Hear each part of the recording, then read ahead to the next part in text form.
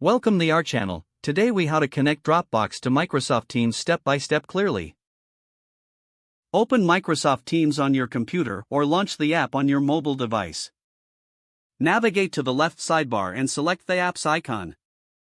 In the search bar at the top, type Dropbox and press enter. Locate the Dropbox app in the search results. Click on the Dropbox app to open it. Select the Add to Teams button. A prompt will appear asking for permission to connect Dropbox to Teams. Click Allow to proceed with the integration. Once you authorize, you may be asked to sign in to your Dropbox account. Enter your Dropbox credentials and click Sign In. Follow any additional prompts to complete the sign-in process. After signing in, return to your Teams interface. You should now see Dropbox listed in the sidebar or within the Apps section. To use Dropbox in Teams, go to the channel where you want to share files. Click on the plus icon at the top of the channel tabs. Select Dropbox from the app options presented. Choose whether to add a specific file or folder from your Dropbox. Follow the prompts to select the desired files or folders.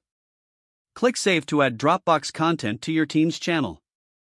Now, members of the channel can access and collaborate on the shared Dropbox files directly within Teams. To share a Dropbox link in a chat, go to the chat window.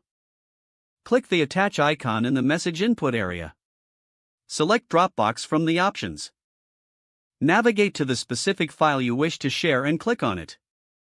Click Share to send the link to your chat partner. Your contacts will now be able to access the shared Dropbox files effortlessly. You have successfully connected Dropbox to Microsoft Teams. If the page does not load, refresh the browser or try again in a private or incognito window.